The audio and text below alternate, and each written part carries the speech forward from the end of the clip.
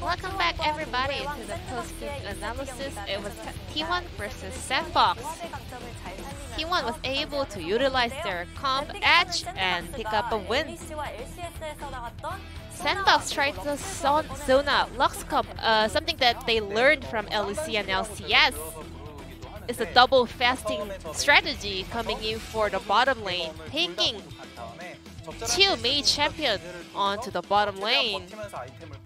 Their intention is to hold on to as long as possible and supporting the bruisers, the melee champions on the top side of the map. It's really similar to the Sona turret comp that we saw last year. However, speaking of their gameplay, or the gameplay itself on Sona and Lux so far, well, this does not look as powerful as the prior Sona turret comp. And well, outside of some of the execution on those two comp, well, just T1 kind of outclassed SANDBOX Gaming, especially with that outplay coming out from Bard. Sona and Lux will be able to have their power spike starting from the level 6 timing. However, well, they weren't able to boost up the bruisers and melee as well. And they're really good at countering some of the dive attempt from the opponents, but T1 was not giving the fights that SANDBOX wanted. Maybe SANDBOX had to aim for the late game power spike with some of the different drafts, but they were a little bit too early to kind of adapt those kind of new comp here in the LCK. Let's take a look at this laning phase first off. When there were a lot of fasting comps coming in from competitive match, we want to tell you about this kind of maximizing the best value out of these sport items. So you shouldn't farm more than 20 CS at 5-minute mark of the game. So because melee minions gives you more items, you have to kind of focus on to clearing only the melee minions, the melee creeps. It's like keto, you know? You have to get more nutrition if you're gonna kind of eat same amount of food. However, Root and Gorilla, they weren't able to kind of execute it really precisely. They were trying to trade a lot at the same time. They were trying to farm the CS, only the melee and the cannon CS, but right here they also missed that cannon creep. So the point is to go for many trades as possible and pick up all the melee minions, but they weren't able to kind of pull it off perfectly. Because Sona and Lux, they are really strong in terms of trading. They had to be a little bit more ahead of the bottom lane priority, but when they were too focused on those kind of play, they weren't able to farm efficiently enough.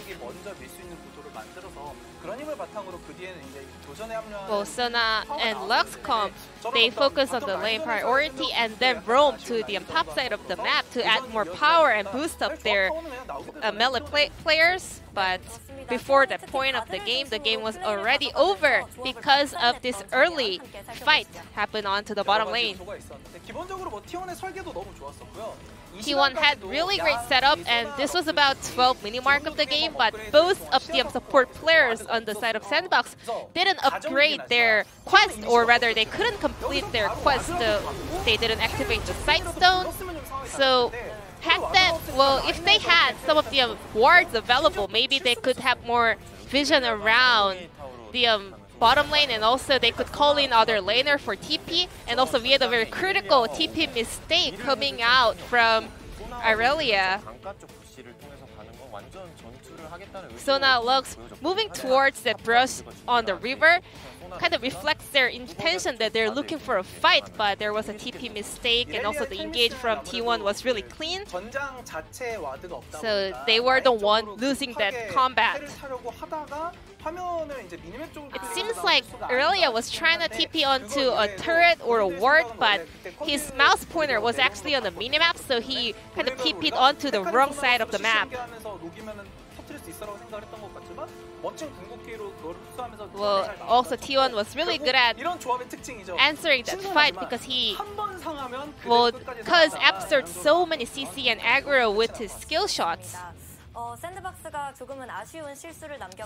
did try something new here in the LCK, but T1 was able to give a huge punchback to SANDBOX with a very clean performance. It's time to check out the player of the game, and it was Effort on Bard. 100% kill participation at 15-minute mark, and this combo was everything that decided this result. Because was able to stay so long in this fight because of this fantastic ultimate coming out from Bard, and also his skill allocation as well. So now Lux usually went against Xayah Rakan or sometimes even up against Blitzcrank. And up against Xayah Rakan, Sona and Lux was actually having a really good fight, but I mean, Bard is one of the meta champions, and it's a really hard counter into some of the melee champions in the League of Legends, so that was not the perfect pick up against the T1's composition, and Effort picked up 11 out of 12 votes, missing out 1 vote from media. Now let's move on to game number 2, T1 versus SANDBOX Gaming.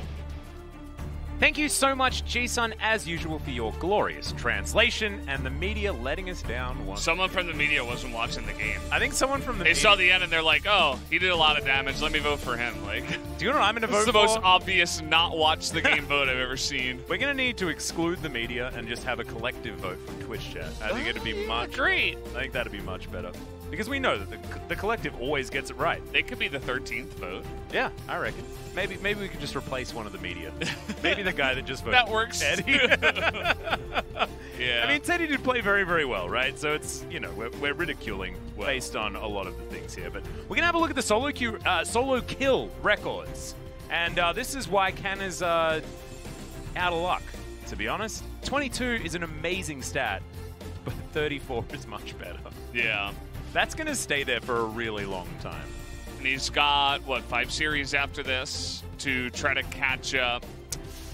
He's not really on pace to break it. If anything, he's probably going to, you know, if he's at the same pace, maybe he'll end at like 29-ish, which wouldn't be bad. Obviously, that would be quite good. He'd still be Khan there from Kingzone Dragon X in 2017 or 18, I think it was. Yep. 17, I guess. That was when Kingzone was absolutely amazing, had all of that hype heading into MSI, and then we don't talk about what happened. Those years all mixed together. Yeah, they do. I mean, I made a mistake on the POG state. I was like, I thought I went to China in 2015. I didn't. I went in 2016. But I just don't. It's just all the years just mixed together. Yeah.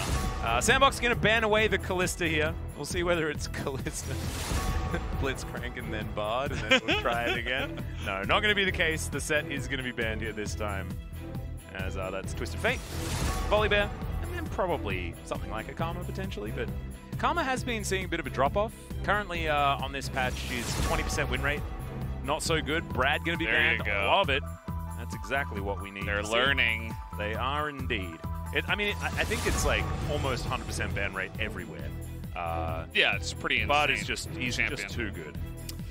Currently, T1, after that win, are 12-3 on blue side and 7-8 on red side. So, ooh, stats don't lie. It's their weak side of the map. Ooh, this is the root back test. This is how this one goes. Last time we saw SANDBOX play, it was Root trying to do everything by himself. But this is dangerous. I mean, Zoe Ezreal's pretty easy right here. No pun intended. But Ashe is also fine and works better into the matchup. So they're going to lock that one away instead. A lot of CC, a lot of pick potential.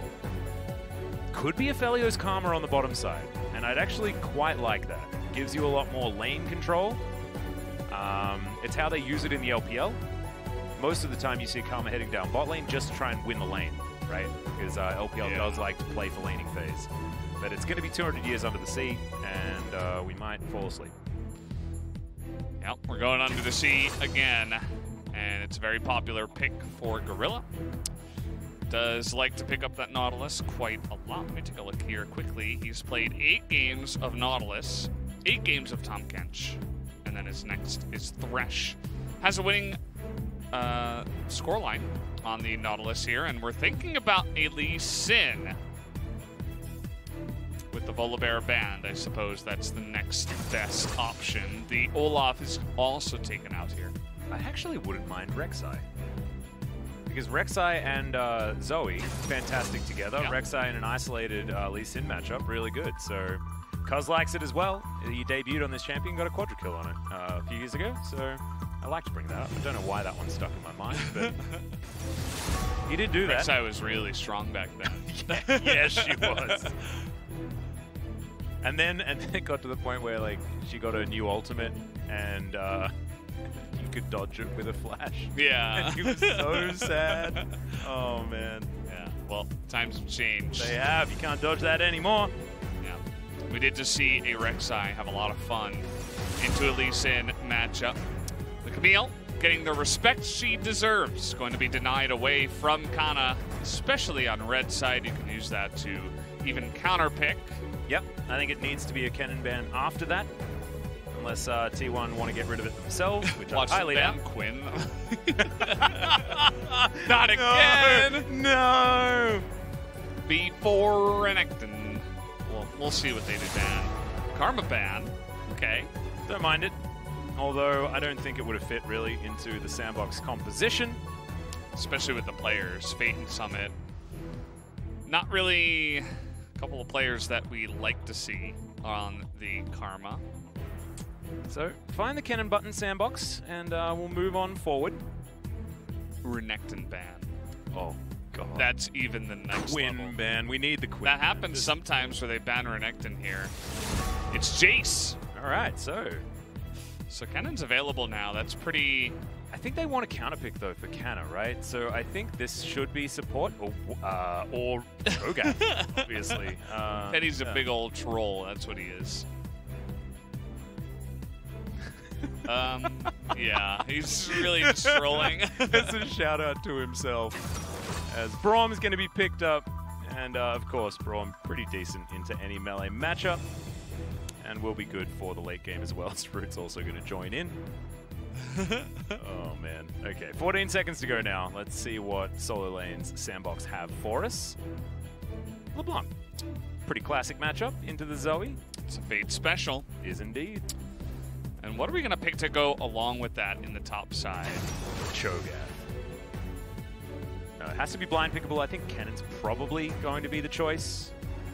If this were spring, it would be Aatrox 100% of the time, but because it's summer, it's Kennen 100% of the time. Absolutely. But we don't mind it, you know? It's pretty hard to counterpick him, especially with the Jace banned away.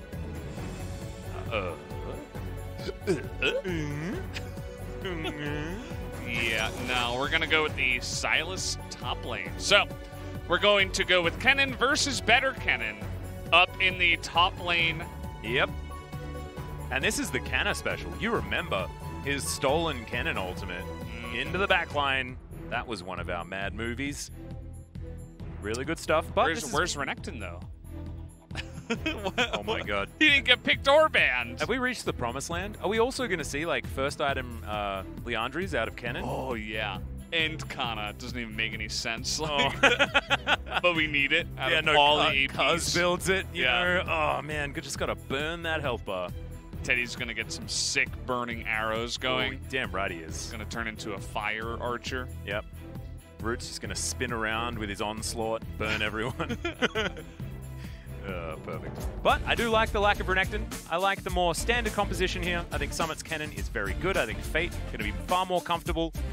Root and Aphelios need no introduction, and 200 Years Under the Sea is something that they certainly adopted very early. And on Fleek's Lee Sin, it's you know that he's had good games and he's had atrocious games. But when he looks good, he looks very good. We know that On Fleek shouldn't really be questioned when it comes to mechanics. It's just where he utilizes them that is often the problem. But T1, I mean, this comp is terrifying. It's like mid-game powerhouse, complete map hacks with Hawkshot and Tremor Sense. And I feel like it's very modern too, because nowadays a lot of LCK teams are taking pick bans like this. They draft for that super powerful mid game. It's not all about, you know, Azir or Aphelios with Ornn in the top lane and let's sit back and do nothing. Now it's about getting an early lead and snowballing it into the mid game and then winning from there. Especially with how powerful Zoe is in the mid game and how often and popular she is. Or how often she's picked and how popular she is. A lot of the meta champions nowadays do kind of fall into that range. Yeah. So the compositions follow. Do like it a lot out of SANDBOX as well. Let's see how Canna does in the lane. Can be hard early, but you're just going to sort of scale up and be, like you say, better Cannon in the late game. Having like dashes everywhere and slicing Maelstrom should be banned. But instead, it's allowed. Will he go proto belts on top of it just to dash everywhere? Yeah. He can also steal distortion as well. So in the late game, when that hijack is on a very low cooldown, he can be proto belting, distorting, then slicing Maelstroming. Don't know whether that's strumming away. Yeah, strumming away. Yeah, he does have a lot of very good ultimates to steal from the side of SANDBOX. We'll start off with a Cloud Drake in this game, so no Cloud Soul. We've had 3 games so far today that the Cloud Soul and the Dragons overall just didn't really matter because they've been 3 stomps in a row. We haven't had very much League of Legends today. You're exactly right. Yeah. As Closer doesn't find the paddle stub, it does push Fate all the way out of this lane. See how the LeBlanc does. This is a matchup that it's been really weird because we've seen it so many times throughout so many different metas, and it feels like it's sort of like morphs in and out, and largely it's based on mastery of each of the champions. Generally, Zoe was picked into LeBlanc though for her ability to, as soon as the distortion was used, then you just throw a bubble at her, right? And she has to go head first into it. Right now you can see Closer with a bit of lane control. But Fate has this basically where he wants. It's not great for having pressure, but is good for setting up Closer for potential ganks. And Lee Sin does like coming in and trying to get those. Jonas Strong's getting bored. He's zooming into the melee minions. Yeah. Just like, I hope you don't miss it. Yeah, don't miss that one. Ooh, a little bird flies overhead. Just getting drones. Spotted the Lee Sin. But with everything available up on the top side, he should know that On Fleek is on the bottom chains side. Land as well. There's the flash immediately. Exactly what has to happen. On Fleek just taxis his way over, and he'll go about his business. That was a very easy flash to gather. Closer, you can see, doesn't find the bubble, but picks himself up a Super Soaker at level 3. It ain't bad. I think you were talking about the value of Super Soaker early on the Zoe. I agree with you. Ooh, cuz Tremors. It's gonna spot him going into the brush. Oh, you sneaky devil. But he knows that the Scuttler was taken, so he knows that he can't just walk that way. So he's gonna tunnel and try to go top now. Oh, this is so sneaky as Canna is gonna catch up to Summit. That's a decent... Oh, no, it's not. Summit is well and truly dead. Hail of Blades not even necessary on this Rek'Sai. Cuz is actually going to be doing some relevant late game damage. Hail of Blades definitely very early game focused, but he can get brawly with the Conqueror. And it's only going to get worse as he does have first blood now. As On Fleek really likes coming into the mid lane, try and help out here. Closer just going to do his best to run back to this lane as quickly as possible and not miss any of the farm. Yeah. Notice both mid laners took Ignite and Electrocute, which is... They're really trying to make a statement and say, yeah, I'm going to outplay you here, and neither of them is going to have that teleport for the lane presence and control. Instead, we're going all aggro here. Yep, reminds me of Fly yesterday up against Chovy. Chovy was just happily picking Azir and taking teleport, and Fly's like, I want to be able to outlane you, and so he picks all of the aggressive stuff, and Chovy just sits there and gets to like 140 farm in nothing 11 happens minutes lane. or something. Yeah. And it's like, why did I do this? This Ignite does nothing. Why am I here on this champion?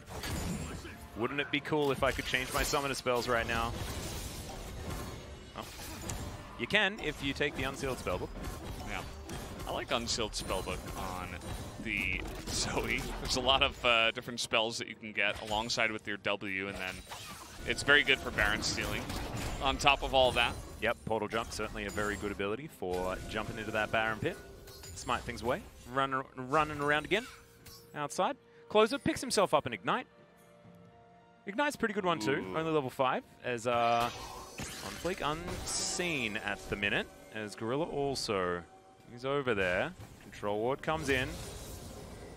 Now we'll see whether SANDBOX can actually make this one work. Remember, there is no flash, as Cuz he's on a Control Ward, but OnFleek misses the Q. And that's going to be the end of that. Yeah, Cuz coming in there right at the perfect time. He was actually being called over to help push the lane because Closer was tipped off somehow. There was something that let him know that he had to be careful. Might have been a Hawk shot. It might have been lack of Nautilus down in the bottom lane. It could have been the pathing of the Leafs. And there were a lot of things that could have tipped him off. Even just a sixth sense saying, like, I don't have flash. I'm a really easy gank right now. This lane is pushing away from me. It's in a really bad spot for me without flash. Can you help? Well, there's Canna with his own slicing Maelstrom. We'll see whether Summit's going to be able to throw his down, as there it is. Summit is going to survive. The safeguard comes through, but this does mean that Cuz can take away the Cloud Drake. SANDBOX probably don't care too much about that. Next one going to be the Infernal. We've got Ocean or Mountain Soul this game, as that's a good kill for SANDBOX, but they're going to need to do more. Yeah, the fact that Summit nearly dies there is definitely a little bit scary, as Closer not going to be able to close that distance, but either way, still getting close to taking down a plate here and having a fun time in the lane, as we're going to take another look here at the top side. Looks like he's just baited into it, flashed right on top of Summit, who was able to have the extra movement speed from probably Nimbus Cloak, but also the Lightning Rush to get out of range of the better Cannon ultimate. And then, of course, OnFleek right in position to help out and secure the kill. Even though he missed his Q again. Feels like his Qs have kind of been off today in the early game, at least. We'll see if he can shore that up as the game comes along. Might just need a little bit of practice, get the old eye in. As we're checking in on the bottom combat. Not much of it really happening here. As OnFleek is just being spotted everywhere. It reminds me of Prey, man. Like, the reason people think that we talk about Prey's Ashe as like, oh, he was just so good in team fights and all this sort of stuff. The main reason why Prey was so damn good at Ashe is because he followed junglers around with his Hawkshot. He always knew where people were. I don't know whether that was his team telling him or whether that was why he was so good, but it felt like a jungler was just always on vision if he was playing the Ashe. And Teddy's doing a very similar thing here. Seems to be following OnFleek around with those Hawkshots. Cuz going to blast his way over. Does a cute little front flip there as well. As looks like this Rift Scuttler is going to belong to the Rek'Sai also. OnFleek can come up here, but see that blind Q? He just like blind Q'd into the brush, and it wasn't the pixel brush. It was kind of like just into the river. Coming up here, good trade by Closer, but he's got the angle. That's the knock-up. Kick back there is OnFleek. He's just going to get out. He's on the wrong side of the map, though. This could be a little bit dangerous. Fate just going to take a Prey Seeker, and otherwise it's just going to be a disengage. OnFleek still without his flash. Cuz not having to use his. You take a look at Cuz. He's having a fantastic game so far. The best on his team. I suppose that Closer's also doing a good job. Just not as remarkable because he didn't pick up a kill just yet. Nice dodge of the distortion with the Proto Belt, by the way. Those are good mechanics, definitely what he's known for. But yeah, Cuz, he's got 70 CS. It's more than his top laner. Yeah, plus the kill, which is the first blood. He got both the first Drake, and now he's going to pick up the first Rift Herald. So he's in total control of this game right now. He's the one solely responsible of solving all of T1's neutral objective issues in this game. And look, he's a jungler. That's kind of his job. But certainly means that OnFleek has been basically invisible this game. Summit avoiding some chain lashes, definitely good news, but kind of doing the same thing with that Shuriken toss. So Closer pushes in the mid lane, and mid priority. We talk about it all the time, but T1 have it. And that's why Cuz can just go around and get far more farm than any jungler should. Summit with his jungler up here, but I don't think he's going to really be able to do too much. Just wanted to push that wave out. That's a good stun. But the Lee Sin's going home. Yeah. He did like kind of half and half, where he's like, hey, look, I used my lightning rush. You want to engage on me? But also he started pushing the lane because of that. So kind of smartly didn't just immediately hop forward and say, oh yeah, let's go trade. He's like, nah, I mean, it's pushing into me. I can just chill back, throw some chains. I don't have to take risks. I don't have to go for unnecessary trades. And at that time, he was in the right to do exactly that, so he avoids the gank. Yep. Summit also cycling some summoner spells as his flash is available again. 1 minute on the Infernal Drake as Gorilla has to dredge line to get himself out here. We're not going to find too many skill shots onto the Nautilus, so no punishment there. This game is just T1 honestly just incrementally getting further ahead by this Rek'Sai owning the jungle over OnFleek. I imagine that the gold lead is almost all Cuz. Flash is on top of Fate. Fate is going to get ulted here and will be taken down. Bonk. Oh, bubble connects. Very nice. Ooh, okay, Effort might be in trouble. What was that? Oh, what's going on Fleek? Yep, sometimes you make not choices. His game. It's unfortunate. He was always known as a great Lee Sin player, but that was a great bubble. Okay. He landed that cute. I like that. Okay, never mind. Fortunately, it's Zoe, so. Arrow connects onto Root. Decent cleanse. As Teddy's just going to walk on out. Guardian going to keep very, very healthy. And Cuz is going to steal everything away from the jungle. Oh my goodness. Fate just saved OnFleek's life. His closer is putting on so much pressure. Maybe this is what we're going to have to get used to, guys. I know a lot of people are missing Faker. I know there's so many of you tuning in to this game right now and just furiously typing, where's Faker? He should be here. Faker's the best player. He should be here. But Closer's playing very, very well. And I feel like this more streamlined communication we're seeing out of T1's working as I've cast Kirsten pretty quickly. Cuz is here. Yeah, Effort going to come on over and Canna dives on in. He's got a depth charge as Root's going to get flash exhausted. And the Drake is going to go over to SANDBOX this time around. Slicing Maelstrom into the back line. Gorilla is going to fall, but Effort too as the Lee Sin falls down. Root now trying to fight Canna, but he cannot do anything. And now Teddy trying to kite this one out. He's in an awkward spot. That was a phenomenal stun in from Summit. We saw him miss some shurikens before, but he landed the ones that matter as Fate avoids the paddle star, but Summit doesn't avoid the bubble. And now Closer's looking for more, flashing everywhere. That was his real one, but he picks up another. As, okay, stopping some backs. Is he going to be able to get underneath the turret? Looks like the answer is going to be no. So, despite the fact that I tried my very hardest to cast Curse, T1 still come out ahead. Apart from being able to pick up the Drake as we check out Cuz being good. 가볼게. I'm gonna try to get him. 아래 빼면 이거 미드 밀어 이번에. 바이게만 줘봐.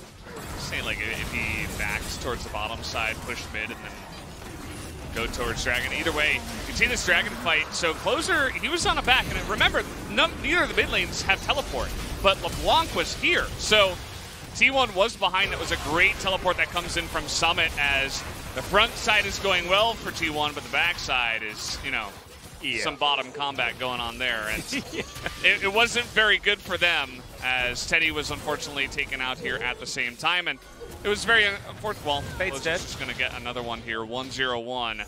That's a solo kill as well. Young Mechanics crew, man. Born 2003. Oh boy. As now Cuz is going to find the top laner of SANDBOX. And there's the ulti. He's trying to turn this one, but he's not going to be able to. And Cuz even gives the assist over to Canna. He's a nice boy. 4-1-0. This Rek'Sai is very, very, very strong. Yeah, this is just massive jungle difference in this game. Oh, like absurd. There was that one fight down there that we just saw the replay of, where it was like, okay, T1, you kind of overstepped your boundaries, kind of like Dom 1 in Game 1 against Hama Life earlier today. But other than that, the rest of the game is just really quite pristine from T1. Everything is going their way. Almost all the objectives were taken by Cuz, and he is totally out jungling on Fleek here in this early game. 르블랑도 할 때 가도 되고. So let's see. He's already calling for trying to go for LeBlanc. Oh my goodness. That was real clean. He didn't even say anything. Closer, not a very talkative guy. He's one of the rookies, so makes sense. And this is just a sneaky Rek'Sai spot if you're looking for a top gank. I don't know about this ultimate usage. That was way too late. If you're going to use that, use it earlier. Try to stun and then lightning rush away or something. Yep. Teddy here just picking up minions here towards the bottom side. And honestly, he's on the bus. This game doesn't really need to worry about too much. Just keep farming. What he likes to do is Arcana's going to dive on in onto Summit. Has his own slicing maelstrom. Summit doesn't have his just yet.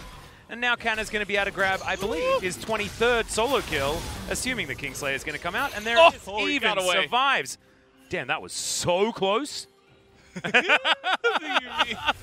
monk SUV. That's perfect. He thought he was going to die there. Oh, so good. I'm so glad we can emote now. That's just exceptional. It adds so much to the game. Oh, it does. So that was number 23. Right? I think I have it right in front of me. Yeah, it's 23. Okay. Oh, wait, yeah, unless he got one. No, I don't think he did. I don't think so. Well, this is not a solo kill. This is Teddy shooting someone with an arrow. Gorilla's going to die. I don't know who took it, whether it was on Fleek or Gorilla. But the result is the same regardless. As Root, yeah, he can't stand in a minion wave. On Fleek trying to grab some of his own jungle and does manage to get his Grump. But it looks like Shirley's going to be taken here by T1. And this game is really getting out of control fast. Yeah, whenever you're in a position like this on the losing team, you have to consider what are your outs. Well, you're playing Aphelios against Ashe Zoe. And a fed Rek'Sai Silas, so Aphelios is really not going to get much value in this game. Maybe if he hits 4 items, but we're 17 minutes in and the game is already really one-sided, so it's not really looking good there. Fate, he's 2-2. He doesn't really have any stacks on his Dark Seal. He's not really going to be able to carry single-handedly from behind against Closer down a level. And Summit, he's playing blue side cannon, but they really don't have much vision control, so unless he gets like the perfect flank, even then, I mean, I could see T1 trying to turn it around, so we'll have to wait and see. I think T1 has to make some mistakes for SANDBOX to come back in this one. Well, Cuz has better CS per minute than Fate, Summit, and Canna. Pretty interesting. Also has the most gold in the game. And he will also take the first Mountain Drake. Also, first player to land on the moon. Cuz? Yeah. Oh, really? Yeah, it's not released yet, but it's going to happen. Oh, that's cool. First at everything. Cuz Armstrong. It's okay, Summit not going to get hit by that particular bubble. That was reserved for a minion, as now Gorilla steps a little bit too far forward, maybe, as they're going to take down the turret. Canna taken down to half, but Gorilla goes golden, and I think he's just seen his death right here as yes.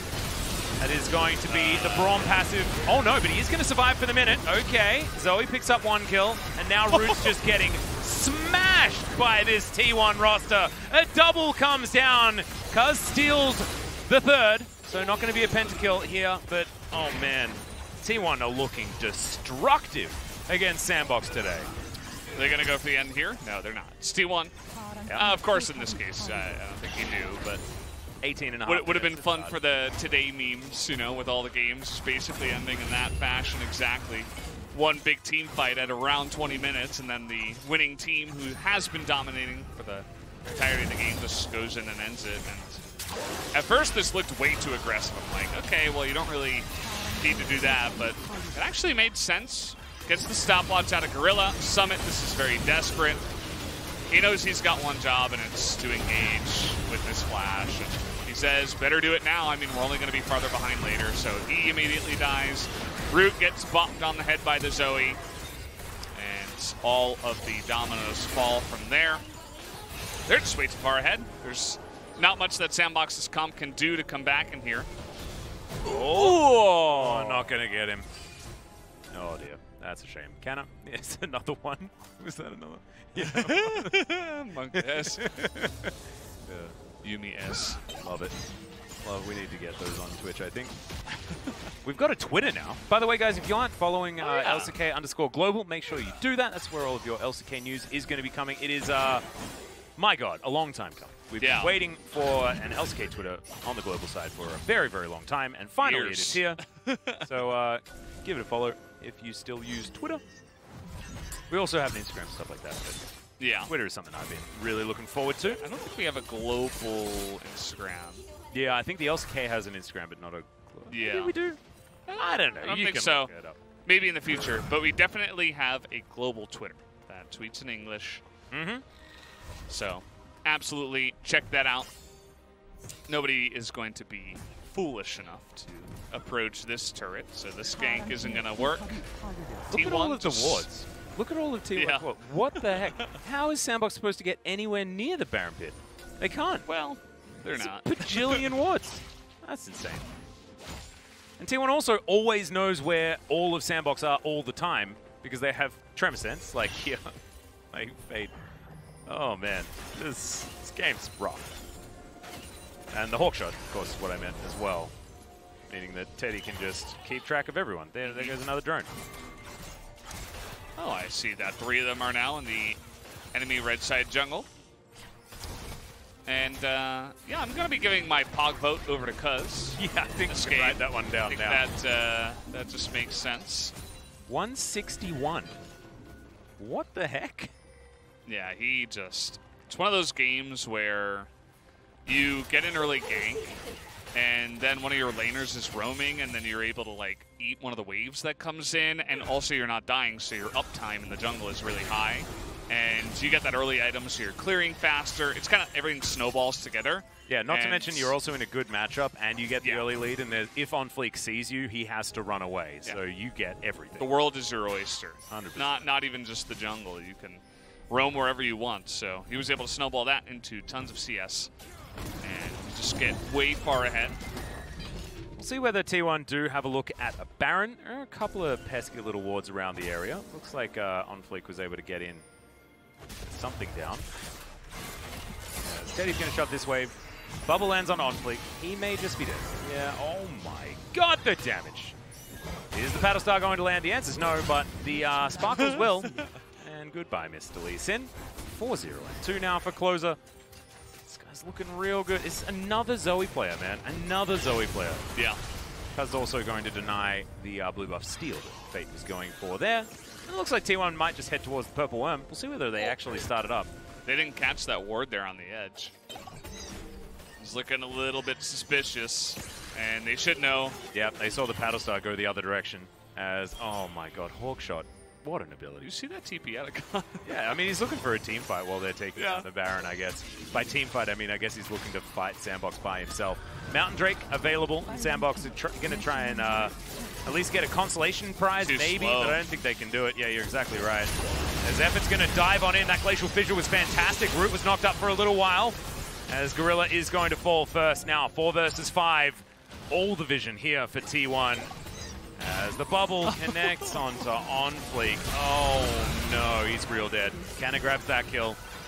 Summit going to heal to get out of the way of the volley CC as the bubble's not going to connect. But I think the damage has been done, Valdez. The mid turret is going to fall. The bottom had already been taken due to all of that bottom combat that we were having earlier on. Fate's on the wrong side. He's looking to defect. I'm going to join the Mountain Drake. I'm going rogue. I'm not part of either team, actually. Yeah, I'm a neutral objective. Yeah. Yeah. Well, T1 with the death timers still pretty short here. And they only killed 2 of them, so it's not like they can just push in. Don't want to take that risk, so they'll just back, go for the Mountain Drake. OnFleek is just casually killing a control ward here. Not sure what the thought process was. I guess maybe he thought, hey, I mean, I have an ally here. I guess I should be fine. But that is not the case, as he actually had 3 enemies behind him. Oh, the arrow. I don't really like the golden arrows from this skin. They're difficult to see, but yeah, Gorilla unfortunately. What about the golden bubbles? Yeah, the golden bubbles. then that's a prestige edition. Skinners. All right, some people have been found. There's another arrow is going to connect from downtown. My God. As Cuz gets out. Effort now going to get slowed for a moment as Canna finds his entrance. Oh my God, this could be the moment. Knock up onto Gorilla. He might be the sacrificial lamb as Fate from the side. Trying to keep them corralled. Okay, Bubble connects. Like fish in a barrel right now. As T1, they did suffer a bit of damage. But it's not too much to worry about just yet. As we're over 10,000 gold in the lead here on T1's side. They're just waiting for a minion wave so they can take down this last remaining lane's worth of turrets. You know, they're going to end in the more classical way. You know, it's not just going to be like, oh, we just bonked him on the head and pushed down mid lane at 21 minutes into the game and ended it. Did Root just lose a battle with a minion? Well, makes sense because he kind of has the power of a minion at this moment in time. And those super minions, they'll get you. They certainly were, as he goes back to the fountain. So I think they've got one last team fight in him. It's going to take some absolute heroism, but T1 now just, oh God, Closer is just having the best time ever. Not going to be able to take on Fleek there. Taken to half. Now Canna has his favorite ultimate and is just going to dive underneath two turrets. The Aphelios was there for a second. The Nautilus as well, but now they're gone. Summit onto the fountain, he's been ignited. The Zoe's taken down there by Fate, but Canna won't have any of that. Looking to try and execute them. I don't know what Teddy was doing. He's like, I'm super irrelevant this game. Let my screen be gray while you guys destroy the Nexus. Summit gets in there. He does have a stopwatch, doing a fair bit of damage, but I think T1 are going to kill him. And not the Nexus, just for fun, as finally they do secure the 2-0. A much better looking T1 here in this game, reminiscent of what they did to KT in that telecom war. And I don't want to talk about it, Valdez. I don't ever like talking about a team looking better with Faker or without him. So I'm just not going to. But damn, that was a great performance. And Closer, once again, looking really, really good here in his second outing. Yeah, I mean, the last couple of matches that they have played, they were against KT and SANDBOX. Again, they're not the top of the table, but they are relevant teams that are middle of the pack. Yeah. And these are games that if T1 wants to be part of the top four, they need to 2-0. And they need to show that, hey, we're strong enough to dominate them. Doesn't have to be Dom 1 where they're like literally making their opponents not even in the game. But you need to be able to at least take the 2-0, and they were able to do that successfully 2 nights in a row. So, say what you will about the mid lane, the change has worked so far. I'm curious to see how it works against a top-level team. Exactly. As that will be the final test for this new roster. And what is actually going to be their next match? I wanna find out who they have yet to face. And oh my goodness. So that's SANDBOX. Never mind. So Dynamics. The last two matches that T1 have are Dom1 Gaming and DRX. So the next one, Solo and Prince, Dynamics, and then Afrika. Not exactly the cream of the crop when it comes to mid laners. I think the next one is certainly going to be an easy one, but with Showmaker and Chovy waiting at the end of that, it's like a boss gauntlet. Yeah. But like in this particular game, the difficulty curve is just stupid. So it goes like this, and then it Ninja Gaidens you, and just and it gets really, really tough. And that's exactly what's going to happen with this particular run that Closer is going to have to do if he continues to play in the mid lane for T1. And I think he will, to be honest. I don't see any reason to take him out. They have very clean games, 2 2-0s in a row. Keep him in, get him that experience leading up to those matches. Play him game 1. If he gets smacked, bring in Faker, right? Bring in the big guns, bring in the veteran, and say, okay, now we're going to bring in Faker, and let's see how you do. And if they get 0-2 from there, then there's other problems. So I think you got to give this guy a chance while he's on a roll. This is the perfect way to get a rookie prepared for pro play as well, is to give him a bunch of wins, get him some confidence under his belt, just to, go up against then Chovy and we'll see whether it is actually going to be Showmaker Closer that does play that one, because Showmaker and Chovy are going to be a very, very different beast for him to deal with. Fate's no slouch though, so not taking away anything here from Closer, but I think this game had a lot more to do with Cuz absolutely obliterating on fleek in the jungle. The amount of jungle diff was just nutty. And it skewed the entire game. As at least the Infernal did go over to SANDBOX. On fleek did have that one, but I don't know, man. This fight was okay for SANDBOX. But in the end, Kenna was a real big boy and able to absolutely bully SANDBOX around. I think there might be a couple of votes for Kenna this game. There might be a couple of votes for Closer this game because his solo kills were very impressive. But I feel like it was all handed to both of these solo laners on a silver platter by their selfless jungler. Yeah, I mean, Cuz was the early game. Yeah. For T1, he was doing literally everything.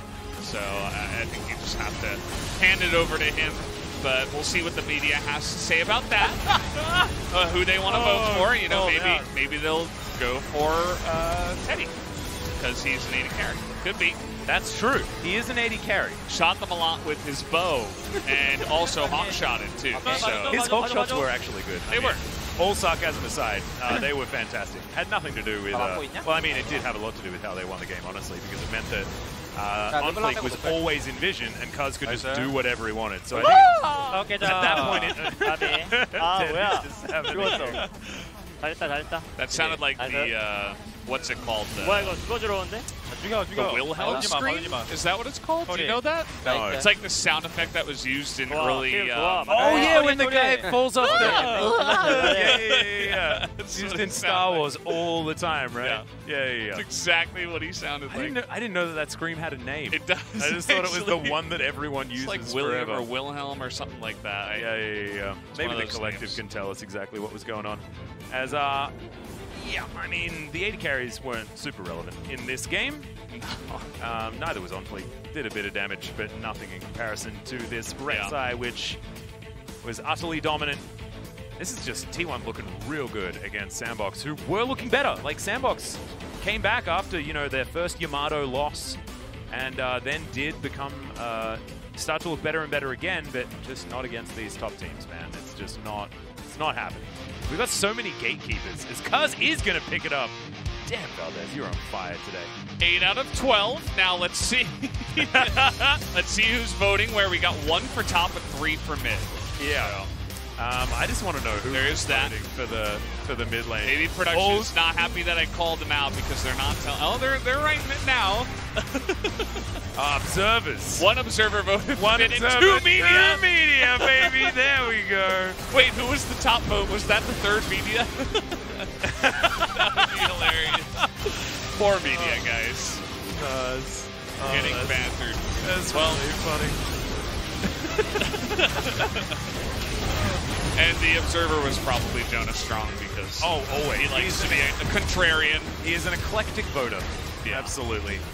And I mean, Closer did play very, very good League of Legends. He did. He had a played great game. Exceptionally well, but He just wasn't the main reason why he won. No. And his job was so much easier because Cuz is playing really, really well. And it just shows that, like, Cuz's lacking performance was really hurting T1 because when he plays well, the games look so much different. It's just ridiculous. It's true. Yeah. I mean, even with Faker in that lineup, that would have been a super clean game as well. Absolutely. So let's throw it over to G-Sun for the interview with Effort and Cuz. Thank you very much, guys. Let's hear from Effort, Cuz, the main characters of today's T1's victory. Congratulations on the win. You picked up 2-0 win up against SANDBOX Gaming. How do you feel, Effort? I'm happy to extend our winning streak to the 3rd one, and I think our performance was quite clean, so I'm really happy. 상대가 연승하고 있던 팀이라 SANDBOX was also on a winning streak, 좀 더 잘 준비해서 이겨서 so 좋은 것 we 같아요. prepared really hard for it, and I'm glad that we were able to pick up a win. 그러면 그 준비 과정에서 어쨌든 1세트 때 In game number 1, we saw a very unorthodox pick, Sona Luxcom, coming into the bottom lane. Were you guys a little bit aware of the potential entrance of this new comp? I watched a lot of games from other regions, so I was aware that this comp exists, but I didn't really expect them to play it today. How did the players react to it? Were some of them flustered? We believe that our comp was having a draft edge, so we weren't too worried. What about you, cuz? Hecarim pick into the jungle. I was a little bit flustered, or quite flustered, but Hecarim jungle I saw it a lot on the solo queue as well. But I'm happy that we were able to get a clean win. What did the coaching staff or other veteran players say about this kind of unorthodox picks? Any advice? Well, I mean, our coaching staff, they always do. They told us to like try to utilize our priority as we did in the scrims. Effort. So your answer to Sona Lux was Ezreal and Bard. Sona and Lux are really short-ranged comp, so we thought that Ezreal will be having a very comfortable matchup, and also they don't have any escape skills, so I think Bard ultimate will be a counter to them. Now, speaking of the ultimates, let's take a look at the fantastic Bard ultimate from you, Effort. Can you elaborate this moment for us, please? So we were trying to counter jungle the opponent camp, but we saw them to interrupt us. So I thought that we were going to win this fight, so we were taking their fight attempts. After this huge victory in this fight, well, T1 definitely had the control of the game, right? Yeah, Ezreal was well fed, and we thought that we'll be able to grab a win in the late game, but we were able to accelerate the scaling of Ezreal at that point, so yeah, we thought that we were quite confident for this game. Rek'Sai versus Lee Sin and Zoe versus LeBlanc, it was very aggressive comp going head-to-head. So what was your plan for that game? About the passing, it all depends on the situation. And bottom and top, I have to take care of the lane priority in the bottom and top lane, so that's why I picked up the Rek'Sai for that game, and I was also able to kind of spot the Lee Sin a lot, so that was also very effective. And also, we thought that Lee Sin will be looking for a lot of mid lane gank attempts, so I told him and to be aware of it. And I said I'm gonna carry the game. And Closer, born in 2003. What's your teamwork like with him? I mean, he's really young, but he had some great mechanics, so he's really good at some of the mechanical plays. But it hasn't been a while since he's been playing in competitive games and team games, so yeah, we are still working on it. And Teddy was so close to getting that pentakill, and Closer actually stole it away, and Teddy was calling out his name but saying it's okay. Was that for fun? I mean, that's how we joke around in real life, and also he's the youngest player in our team. So we just wanted him to kind of stay like not too excited at that point of the game. Effort. What about you? What's your thought on Teddy in real life? I mean, he's a really nice brother, and it's really comfortable to play together with him. I mean, we saw T1 players really being happy all throughout the game today, which means that you guys are on a really good atmosphere. And we had some...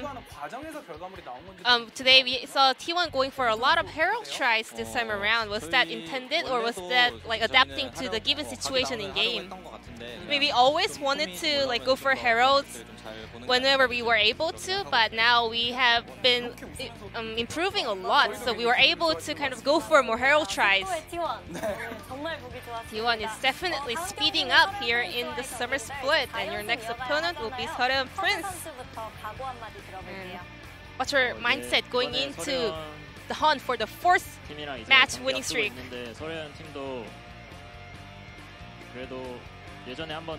Prince, I mean, we have the experience of losing to them, so we won't let our guards down and stay alert in that series. Korean Prince, I want to outclass them in the laning phase and get a win, so we will prepare really hard for that series. Congratulations on extending your winning streak, and this will be the end of the interview with effort. Cuz from T1 picking up 2-0 victory up against SANDBOX Gaming. And let's check out the final standings here in the LCK of this week. Let's check it out.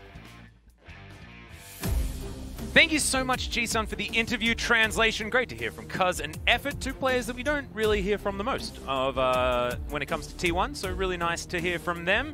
They will move to 1 victory behind Gen G, but as you can see, they're on even matches, so they're going to have to hope that Gen G slips up. Remember, T1 have already faced them so far in this round robin, so they're going to be looking elsewhere for those victories to come. And Damwon, remember, they still need to face Gen G a second time, and we'll see whether this time they can get the better of them.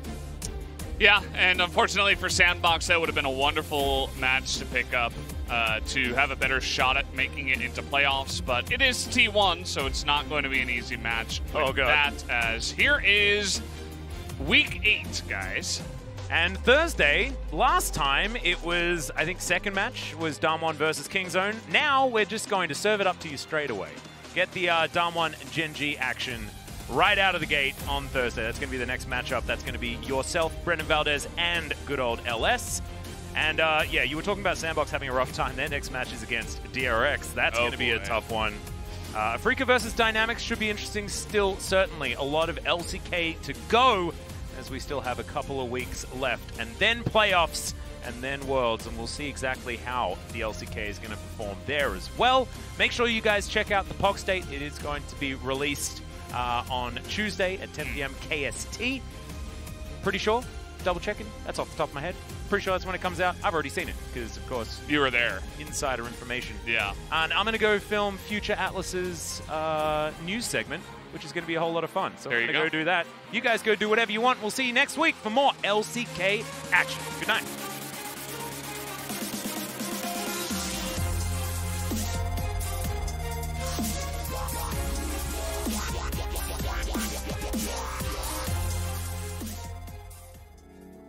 Changed and I am ready to take it on. You told me to be myself and never feel alone. You're all that I want, you're all that I need. If I was ever in the dark, I'd see. You've always believed and have faith in me. You'll always be my hero. And I'll be for everything you've done. You'll always be my hero. Everything you like the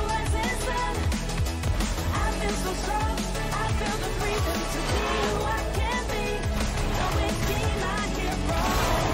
Give me everything I need.